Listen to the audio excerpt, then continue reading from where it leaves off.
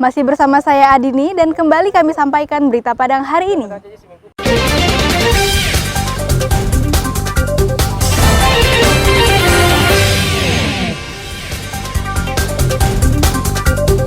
Gas 3 kg di tingkat pengecer di Padang mulai langka. Demo warga soal bantuan gempa, hingga 7 bangunan ludes terbakar, kami sampaikan dalam Padang sepekan.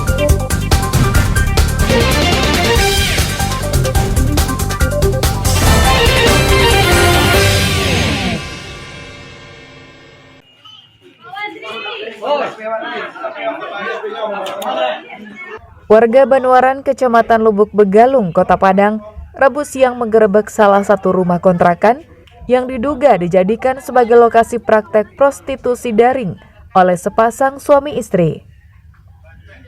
Mirisnya, pasutri ini menjadikan teman sekampungnya sebagai wanita pekerja seks komersial dengan tarif Rp300.000 untuk sekali kencan di kontrakannya. Praktek ini terbongkar berawal dari kecurigaan pemilik kontrakan yang melihat aktivitas tak biasa di rumah salah satu penghuni kontrakannya. Kecurigaannya itu diberitahukan kepada warga lain. Warga pun beramai-ramai menggerebek rumah kontrakan yang dihuni oleh sepasang suami istri asal daerah Solok Selatan itu.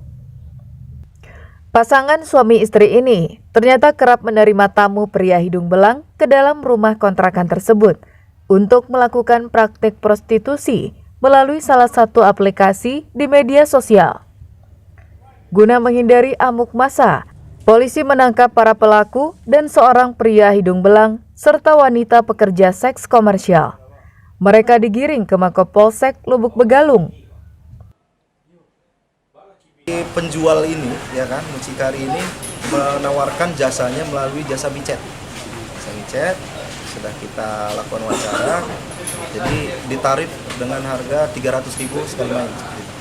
Untuk selanjutnya, karena perkara ini melibatkan perempuan, jadi kita kirim perkaranya ke Polresta Padang di unit PPA. Para pelaku dan mucikari tersebut diserahkan ke unit perlindungan perempuan dan anak Polresta Padang untuk diperiksa lebih lanjut. Sang mucikari dijerat Undang-Undang Tindak Pidana Perdagangan Orang dengan ancaman hukuman 15 tahun penjara. Sementara wanita yang berperan sebagai PSK dikirim ke Panti Rehabilitasi Sosial Andam Dewi di Kabupaten Solok. Sri Luis melaporkan dari Padang.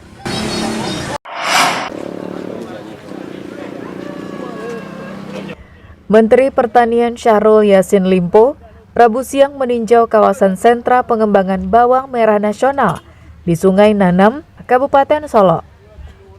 Dalam acara tersebut, Mentan juga menyempatkan diri memanen bawang bersama petani. Kegiatan ini bagian dari upaya pemerintah mengembangkan dan budidaya bawang merah untuk penguatan ketersediaannya di dalam negeri. Sehingga kebutuhan bawang merah di tengah ancaman El Nino atau perubahan iklim global bisa tetap aman. Menurut Mentan, panen raya bawang merah ini sebagai wujud keberhasilan petani. Selain itu, juga sebuah langkah cepat dan agresif mendorong optimalisasi lahan, agar dalam jangka waktu 2 tahun sudah dapat mengimbangi petani di daerah Jawa. Ini saya bersama Pak Bupati, Pak Gubernur akan mendorong hadirnya sebuah konsepsi integrated farm, jadi macam-macam jenis pertanian yang coba didorong dalam sebuah konsepsi yang tertata. Dan ini akan sangat dibutuhkan oleh tidak hanya Sumatera Barat, tapi untuk bangsa ini. Menghadapi climate change, menghadapi El Nino, kita nggak usah ragu, air tidak pernah surut yang ada di Solo. Langkah pemerintah ini ternyata mendapat sambutan positif dari petani. Harapannya agar harga bawang bisa stabil. Kalau tanggapannya sih bagus juga sebenarnya Pak buat pertanian di sini kan. Utama ya buat bawang lah. Apa harapannya gimana? Ya harapannya mudah-mudahan harganya stabil di atas 20 aja gitu Pak. Pemerintah pusat bersama pemerintah daerah terus mendorong hadirnya integrated farming di mana beberapa jenis pertanian dioptimalkan dalam satu kawasan yang tertata. Tujuan utamanya adalah ketahanan pangan, dalam menghadapi berbagai ancaman kekurangan pangan. Dari Solo, Garnadi melaporkan.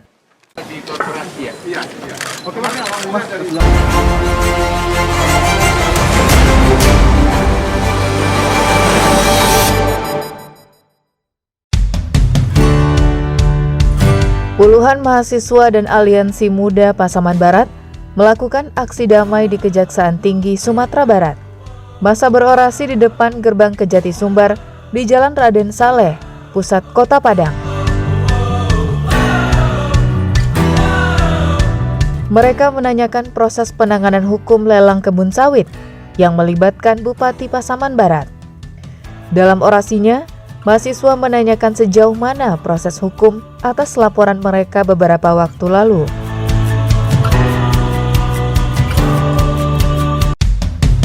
Sebelumnya, mahasiswa melaporkan Bupati Pasaman Barat, Ham Suwardi, terkait dugaan penyalahgunaan wewenang atas lelang lahan kebun sawit di tanah kas desa di Pasaman Barat.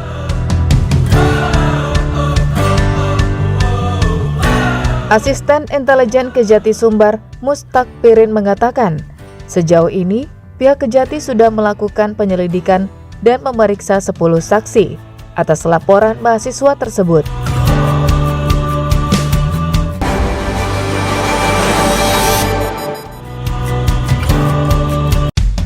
Seorang bocah 10 tahun di Padang Pariaman sering mendapatkan perlakuan kasar oleh orang tuanya. Kasus ini terbongkar setelah videonya beredar di media sosial.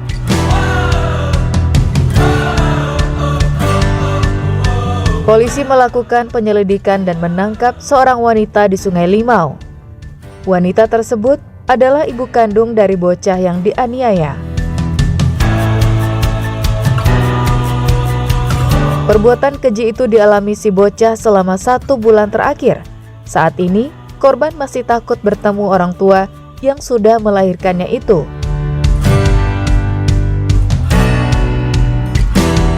Usai diperiksa secara intensif, Polres Pariaman menetapkan ibu korban sebagai tersangka dan dijerat dengan Undang-Undang Perlindungan Anak dengan ancaman hukuman 5 tahun penjara.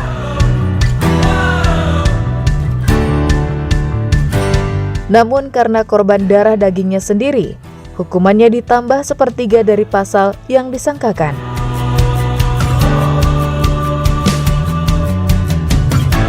Sedangkan korban yang masih duduk di kelas 3 sekolah dasar ini berada dalam perlindungan polisi dan mendapat perawatan medis di rumah sakit.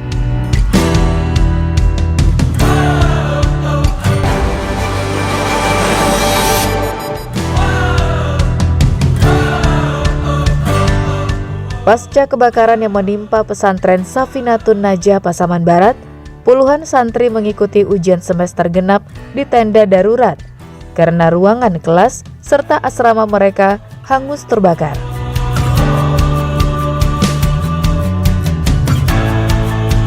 Meski darurat, para santri serius mengerjakan semua soal ujian. Meski sebagian besar buku dan perlengkapan belajar mereka sudah ludes terbakar.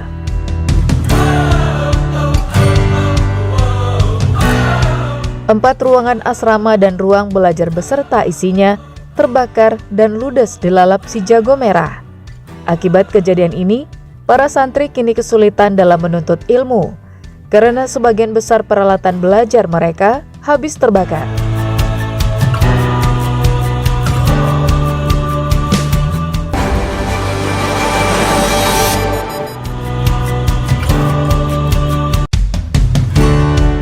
Puluhan warga korban gempa bumi 25 Februari 2022 lalu mendatangi kantor Bupati Pasaman Barat. Mereka berunjuk rasa dengan berorasi dan membawa poster, spanduk, serta pengeras suara. Warga menuntut bantuan korban gempa segera direalisasikan. Pasalnya, sudah 1,5 tahun sejak gempa terjadi. Bantuan yang dijanjikan belum didapatkan warga secara merata. Korban gempa juga meminta agar dana yang sudah masuk ke rekening mereka segera bisa dicairkan. Selain itu, masih ada warga korban gempa yang masih belum terdata.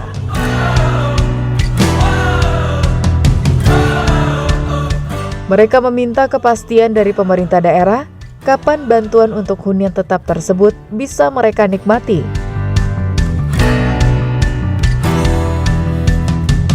Warga berencana akan menggelar demo di kantor gubernur.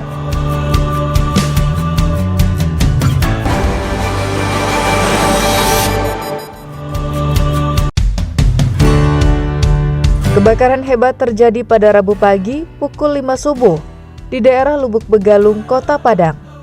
Kobaran api yang besar dengan cepat membakar habis 5 toko dan 2 rumah yang berdekatan.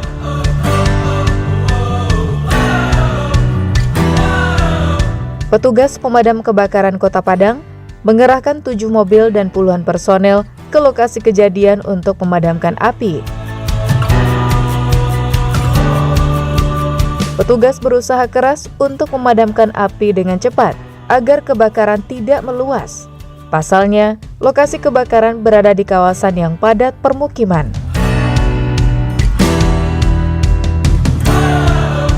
Pemilik toko dibantu warga berusaha menyelamatkan barang-barang yang belum terbakar. Api baru berhasil dipadamkan setelah 35 menit kemudian. Namun sebagian besar barang dagangan di toko yang menjual kebutuhan rumah tangga ini tak bisa diselamatkan. Tidak ada korban jiwa dalam peristiwa ini, namun kerugian materi ditaksir mencapai 1 miliar rupiah. Selain itu, 17 warga kehilangan tempat tinggalnya.